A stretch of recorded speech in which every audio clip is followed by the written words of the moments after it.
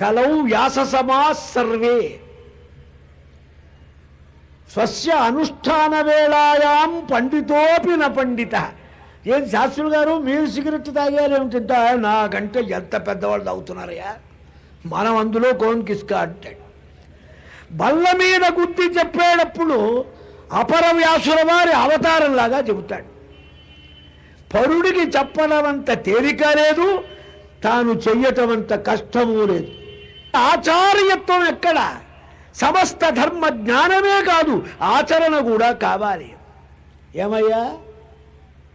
అబుద్ధ్వత్వం ధర్మమేతం సభాయం అథ ఇచ్ఛసే పాండవస్య ఉపదేష్టుం. ఏవిరా సంజయ, పాండవులు జూదమాడిన నాడు ద్రౌపది పరాభవం జరిగినప్పుడు నువ్వు లేవురా సభలో? నోరు కదిలిచ్చావు అసలు. ఇక్కడ నీకు ఇంత పాండిత్యం వెలగబెట్టడానికి మాకు ధర్మరాజుకు గుణపాఠాలు నేర్పుతున్నావు. పిచ్చివాడా, నీ నోరు ఏమైందన్నారు అక్కడ. ఎవడు ఎప్పుడు ఎక్కడ మాట్లాడింది, ఎవడు ఎప్పుడు ఎక్కడ మాట్లాడింది పరమేశ్వరుడి దగ్గర దాచుకుంటారండి. ప్రతిబోధ విదితం మతం అమృతత్వం హి విందతే శ్రద్ధజా విందతే వీర్యం ప్రజ్ఞజా విందతే అమృతం. ఉపనిషత్తు స్పష్టంగా చెప్పింది. ప్రతిబోధ విదితం. నువ్వు తిన్నది, చూచింది, కన్నది, పరున్నది, ఆలోచించింది, వాసన చూచింది, గాలి పీల్చింది, ఏ పని చేసింది, ఎప్పుడెక్కడ చేసింది, అన్ని చోట్ల ఒక విట్నెస్ పడుతూ ఉంటుంది. నీకు తెలియదు. ఎంఓ వస్తే విట్నెస్ లేనిది ఇవ్వడు చూడండి. కేర్ ఆఫ్ ఉండాలి దానికి. ప్రతి చోట ఒక విట్నెస్ ఉన్నది. ఎవరిది? సర్వసాక్షి అయిన పరమేశ్వరుడిది. బోధం బోధం ప్రతి శబ్దబోధ, అర్థబోధ, రసబోధ, గంధబోధ, స్పర్శబోధ, రూపబోధ. వివేక శబ్దం, స్పర్శ, రూపం, రసం, గంధం. ఈ ఐదు ఎప్పుడు ఎక్కడ ఏమి జరిగినా సర్వసాక్షి పరమేశ్వరుడు. సాక్షిత్వ ప్రత్యయావచ్ఛిన్న చైతన్యం సాక్షిట పరమేశ్వరుడు. ఆ సాక్షికి తెలియంది ఉంటుందా? సర్వద్రష్ట. అందుకని సభలో శ్రీకృష్ణ స్వామి వారు లేరు. ఎవడు మాట్లాడాడో తెలుసు, ఎవడు మాట్లాడలేదో తెలుసు. పిచ్చివాడా, ధర్మాన్ని చెప్పడానికి సమర్థుడు ఒక్కడే ఒక్కడు మీ సభలో. అతనే మహానుభావుడు విదురుడు. నీకేముంది రా యోగ్యత? నువ్వు చదివింది ఊరికే అందరికీ పంచిపెట్టడానికి వచ్చావు. ఏదేదో చిలక పలుకులు చెబుతున్నావు. కృష్ణత్వేతత్ కర్మ శుద్ధము చకార సుదుష్కరం తత్ర సభం సమేత్య ఏన కృచ్ఛ్రాతు పాండవానుజ్జహార తథా ఆత్మానం నౌరివ సాగరౌఘాతు. ఆ తల్లి మా చెల్లెలు పరమ పతివ్రత, ధర్మ నిర్ణయం కలది, పరమధార్మికురాలు కనుక నేను రక్షించానంటలే. చూచారా? ఆమె పాండవులందరినీ రక్షించింది. ఈ మహా ఆపద నుంచి తనను తాను రక్షించుకొని పాండవులను రక్షించింది. ఏమిరా మీ కర్ణుడేమన్నాడన్నారప్పుడు? ఏమన్నాడు గుర్తుందా? నతే గతిర్విద్యతే యాజ్ఞసేని ప్రపంచదాసీధార్తరాష్ట్రస్య వేష్మ పరాజితా పతయః తే న సంతి అన్యం పతిం భామిని త్వం వృణీష్వ. ఓ ద్రౌపది, నీ భర్తలు లేరు, దాసులైనారు, ఓడిపోయినారు, వ్యర్థులైనారు, చచ్చు నువ్వుల్లాగా. ఇంకనైనా జూదాలాడి నిన్నిలా అవమాన పాలు చేయకుండా ఉండే మంచి భర్తలు ఈ మొత్తంలో ఏరుకోమన్నట్ట వాడు కర్ణుడు. ఏమిరా ఈ మాట మీ కర్ణుడు అనలేదా? యో భీభత్సోరు హృదయే ప్రోత ఆసీత్. కడుపులో దిగి మేకులాగా త్రేణుపుకొస్తున్నది కర్ణుడి మాట మా సవ్యసాచికి. కృష్ణాజినాన్ని పరిధత్సమానాన్ దుశ్శాసన కటుకాను యాని అభషతు ఏతే సర్వే సండతిలా వినష్ట క్షయంగత నరకము దీర్ఘకాలము. ద్రౌపది, నీ భర్తలంతా నశించారు, వ్యర్థులైపోయినారు, చచ్చుదద్దమ్మలైనారు. పకపక నవ్వాట. పశువాని పిలిచాట. గౌర్ గౌర్ గౌరు అని. పశువు అని పిలవటం అంటే పశువుకు ఒక భర్త లేదు, నువ్వు అలాంటి దానివని. గాంధార రాజశకుని నిగృత్య యదబ్రవీజ్యూతకాలే సపార్థం పరాజితో నందన కింతవాస్తి కృష్ణయాత్వం దివ్యవైయాజ్ఞసేన్యా. చూశారా, పరమాత్మ యొక్క హృదయంలో అందరి మాటలు చక్కగా వ్రాయబడి ఉన్నాయి, సర్వసాక్షి కనుక. శకునిగాడు ఏమన్నాడురా, ధర్మరాజు ఓడిపోయినాడంటే నీకింకేముందయ్యా, నీ పెళ్ళాం ఆ ద్రౌపదిని పందెంలో పెట్టు, పందెం వేయి అల్లే శకుని. సంజయ, నేను అబద్ధాలు చెప్పానంటావా? జానాసిత్వం సర్వమేవ ద్యూతే ఏతతు గర్హ్యమేవం యథోక్తం. విన్నావా? వచ్చి తీయని పలుకులు చెప్పావు మాకు. ఆ రాజు నెయ్యము గారామును చెప్పెదీవు కడు తీపులుగా. సంజయ, నువ్వైనా నోరు విప్పో మాట అన్నావురా? నువ్వు కాదులే, పెద్ద పెద్దవారు లేరు. అత్తరి భీష్మముఖ్యులకు అచ్చటి వృద్ధ జనంబులెల్లా నోరెత్తక నిన్నకుండిరి మహీశ్వరు చిత్తమెరుంగకుంకి. రాజుగారి మొహమాటం, ఇచ్చకం చెవుకు ప్రియంగా ఉండాలి. రాజుగారు ఏం కోప్పడతారో ఏమనుకుంటారో, నీ కర్మ కూడా అదేగా. అందుకే సంజయుడు కూడా దెబ్బలు తిన్నాడు యుద్ధరంగంలో. అంత వ్యాసానుగ్రహం పొంది ఉన్నా చేసిన వాడికి చేసినంత మహాదేవ. ఎక్కువ దెబ్బలు తినలే అంటే ఎక్కువగా తప్పులు చేయలేదుగా. కానీ సభలో ఉండి తప్పులు జరిగినప్పుడు పనికిరాదని చెప్పాడా? చెప్పిన వాడొక్కడే. అత్తని వృద్ధ జనంబులెల్లా నోరెత్తక నిన్నకుండిరి మహేశ్వరు చిత్త మెరుంగకున్కి. ఆయన తానొత్తి కుమారులం గినియ నోపడా. నీ గుడ్డిరాజు గారు ధృతరాష్ట్రుడు కొంచెం కల్పించుకొని కుమారులను చివాట్లు పెట్టలేడా?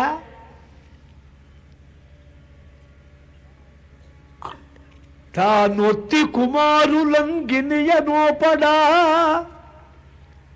మాన్పగన్నా నా చిత్తమే కాదు లోకముల చిత్తములన్నీయు సంతసింపవే.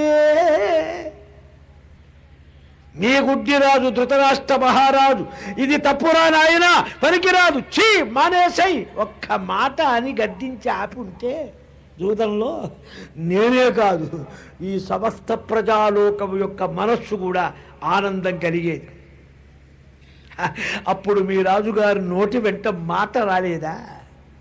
ఏరా విదురా సంజయ్ ఏం గెలిచాడురా ఎగిరెగిరావే దిండు మీద కుర్చీలో.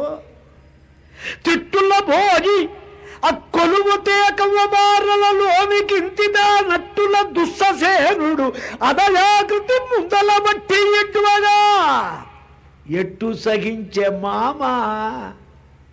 పరాభవం జరిగింది ఎవరికి? కోడలికి. నీ కోడలైతే నీ తమ్ముడి కోడలైతే. తిట్టుల భోజి ఇచ్చవచ్చిన తిట్లన్నీ తిట్టారు.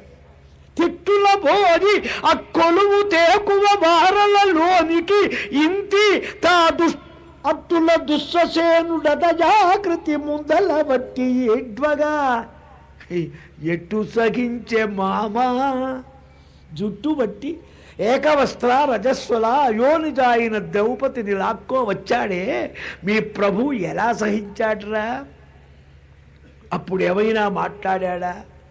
సతియెప్పుటెలుంగునకెట్టులోర్చే కోడలు బాబురున సభలో దిక్కులేక బాబురున ఏడుస్తే ఎలా సహించాడ్రా? ఇన్ని తెలియని వాడు ఈ పట్టున సేమమారయ గబంచుటకు ఎట్టుల నేర్చె చొప్పుమా. ఇప్పుడు చంపేస్తారేమో పాండవులని, కొడుకులకు ప్రమాదం వస్తుందని నీకు మంచి గుర్రాలు వేగం గలవి రథం తారుపోసింది కట్టించి తొందర పెట్టించి నిన్ను కూర్చోబెట్టి పంపించాడా మా క్షేమం అడగమని? ధర్మరాజు క్షేమమా, భీముడు క్షేమమా? ఇదే ఈ నేర్పెక్కడొచ్చిందిరా? అప్పుడు తెలియని వాడికి పిచ్చివాడా. మాటలతో ఏదో చేస్తే అక్కడేం నడవదన్నారు. ఏకహచ్చత్త ధర్మమర్థం యథావతు ఒక్క విదురుడు మాట్లాడాడు. అబ్బాయి సరే, ఇవి ఎట్లాగో జరిగింది అయింది, అట్లా ఉంచు.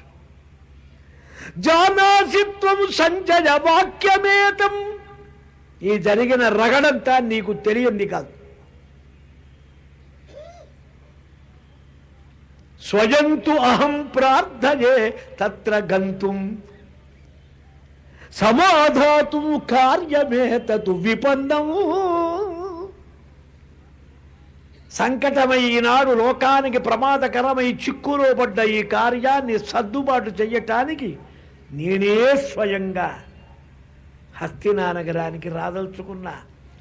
అయినను పోయి రావలజు హస్తినకు,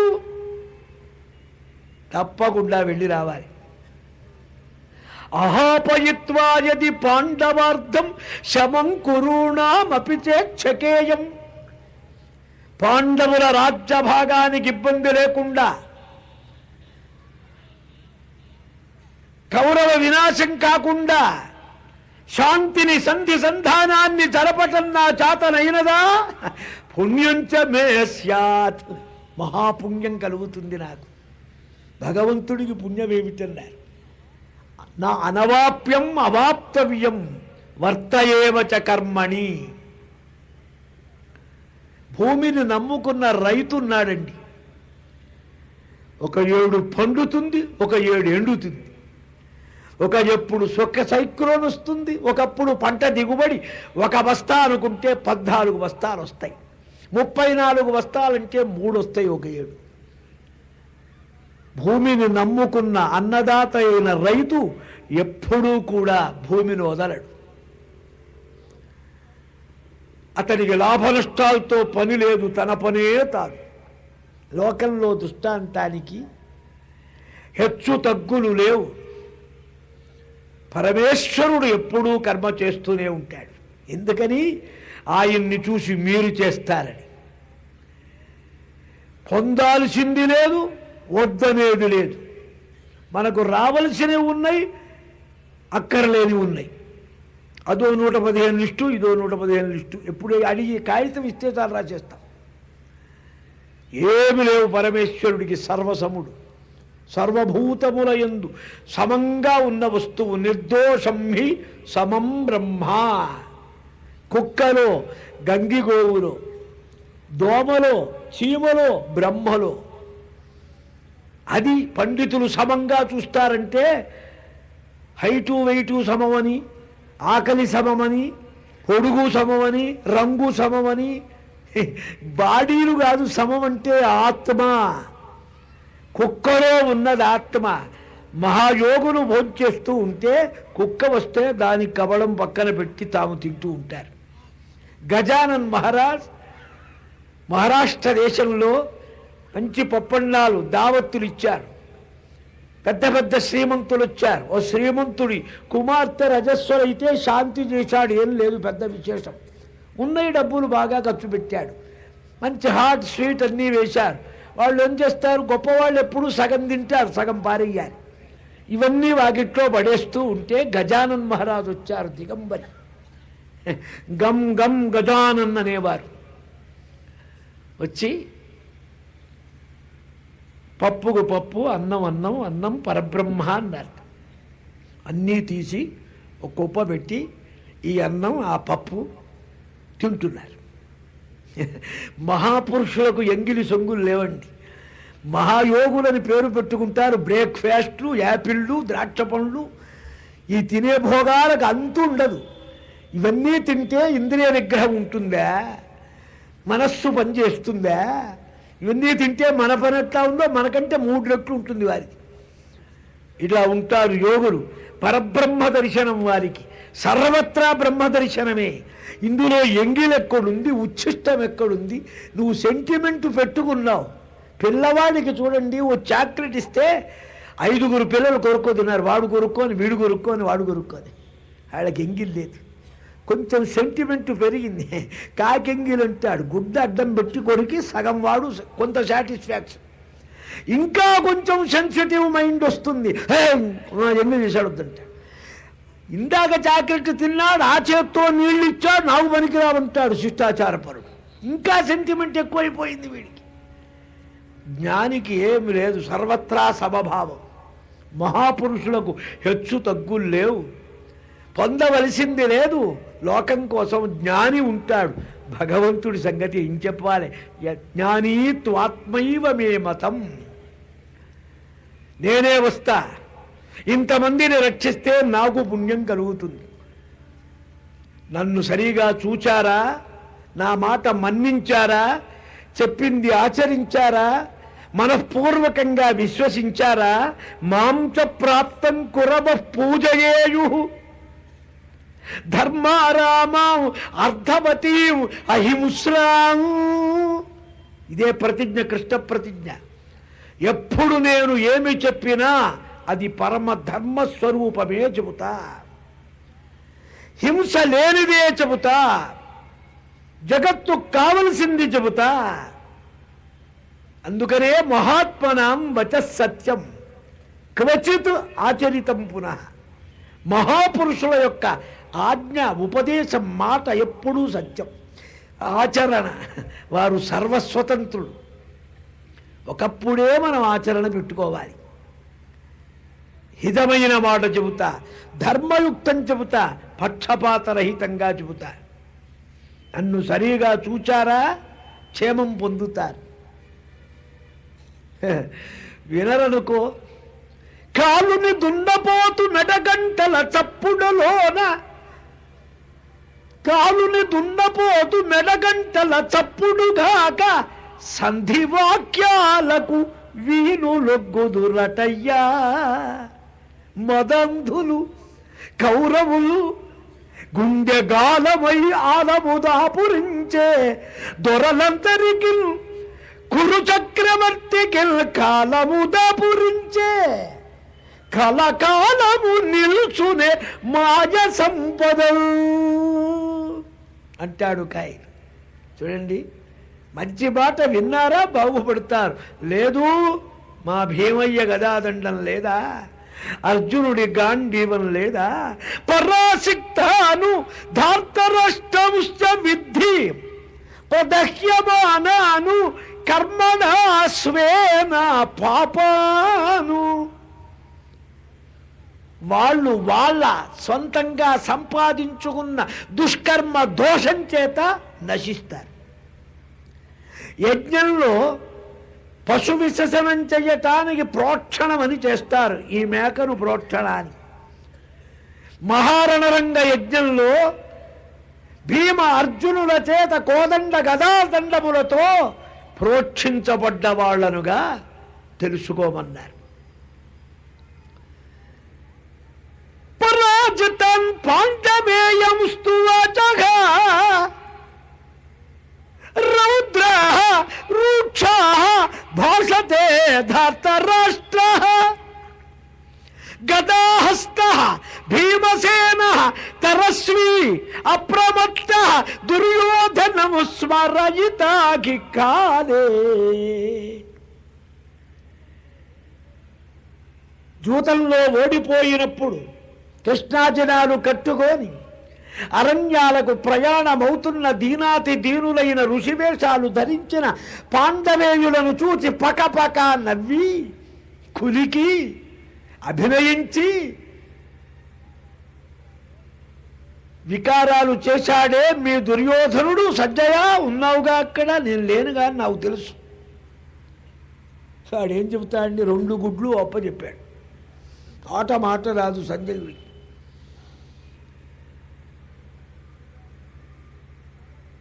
ఇవి వాణ్ణి తొడలు విరక్కొట్టి కింద పడినప్పుడు కాలితో తల తన్ని మా భీమయ్య అన్నీ గుర్తు చేస్తారన్నారు.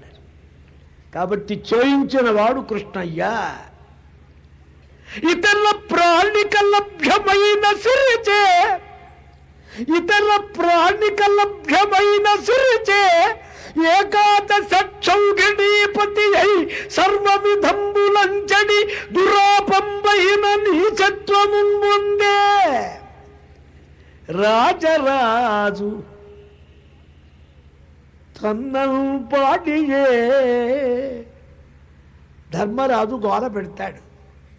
సర్వభూతాలని సమస్త ప్రజలని పరిపాలించిన మహారాజురా,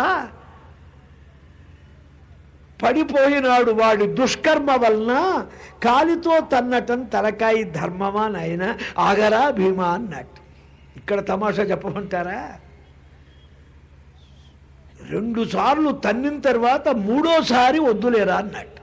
ఈ పెద్ద మనిషి చాలా బాగుంటుంది. ఇదే ధర్మ సూక్ష్మాలు తమాషా. అప్పుడు స్వామివారు అడిగారట, శ్రీకృష్ణ స్వామివారు, బాబా 2 సార్లు తంతే అట్లాగే ఊరుకొని 3ఓసారి అన్నావు. చాలా కష్టాలు పడ్డాడు. వాడినే వాడు హింసించాడు. ధర్మమో పుణ్యమో పాపమో వాడి తృప్తి కలుగ్గా కానీ ఊరుకున్నానన్నారు. అందుకే నేను ఊరుకున్నా. 2 దొంగలేరండి. భగవంతుడి విచిత్రం. ధర్మానికి ఫలం ఇచ్చేవాడు. అయినా సంజయ నేను వస్తాను పదమన్నాడు. అయ్యా అందరికీ నమస్కారాలన్నాడు సంజయుడు. ధర్మరాజా వెళుతున్నా అనక భవద్బలంబునన ఆపద ఇంచుకలేక పాండునంతనులు నిజానుబంధు సహితంబు సుఖస్థితి నున్నవారు మా పెద్దండి గారికి చెప్పమన్నారు. నీ ఆశీర్వచన ప్రభావం చేత ఎన్ని ఇబ్బందులు వచ్చినా అన్నీ గడిచి పరివారంతో సుఖంగా అక్షౌహిణీల సైన్యంతో వచ్చి ఉన్నారు. తజ్జనకుని రాజ్యపీఠమున సమ్మదమంతగా నిలిపి శైశవంబున ప్రభుత్వమిచ్చి తగ ప్రోచితి వారల విశ్రుతంబుగన్.